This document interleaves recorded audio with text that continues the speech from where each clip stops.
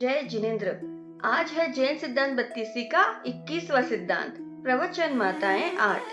प्रवचन जिसमें समा जाए उसे प्रवचन माता कहते हैं, अर्थात जिन प्रवचन रूप द्वादशांगी वाणी का जिसमें समावेश हो जाए उसे कहते हैं प्रवचन माताएं, जो 8 प्रकार की है। क्रिया समिति, भाषा समिति, ऐषणा समिति, आदान भांड मात्र निक्षेपणा समिति, उच्चार प्रस्रवण खेल सिंघाण जल परिष्ठापनिका समिति, मन गुप्ती, वचन गुप्ती, काय गुप्ती।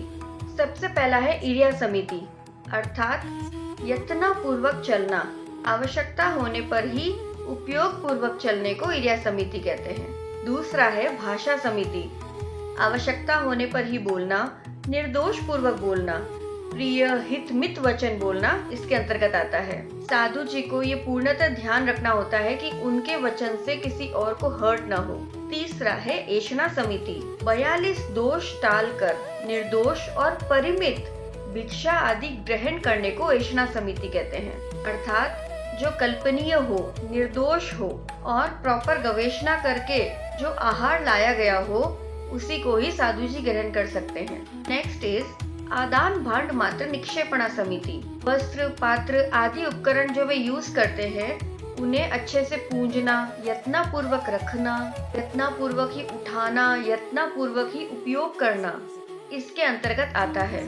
उन्हें यत्न का पूर्ण रूपेण ध्यान रखना होता है। असावधानी से कोई पात्र टूटे ना, पात्र से ज्यादा आवाज ना आए, इन सब का उन्हें ध्यान रखना होता है। नेक्स्ट इज उच्चार प्रस्रवण खेल सिंघाण जल परिष्ठापनिका समिति, जो मल मूत्र आदि त्याज्य योग्य वस्तुएं हैं उनको उपयोग पूर्वक परटना, अर्थात जहाँ वे परट रहे हैं वह भूमि सूखी होनी चाहिए, वहाँ कोई जीव जंतु इत्यादि नहीं होने चाहिए, आदि कई सारी चीजों का उन्हें ध्यान रखना होता है, जिसका उल्लेख आगमों में लिखा गया है। फिर है मन गुप्ती, मन को गलत प्रवृत्ति से रोकना मन गुप्ती कहलाता है। फिर है वचन गुप्ती, वचन को गलत प्रवृत्ति से रोकना।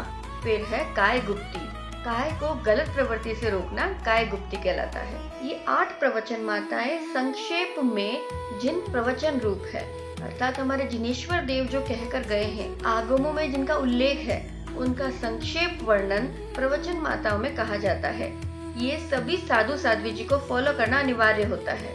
अंत में इस सिद्धांत को समझने के बाद ऐसा विचार हो कि मैं संपूर्ण जिनवाणी की सार रूप प्रवचन माता का निर्दोष पालन करूं।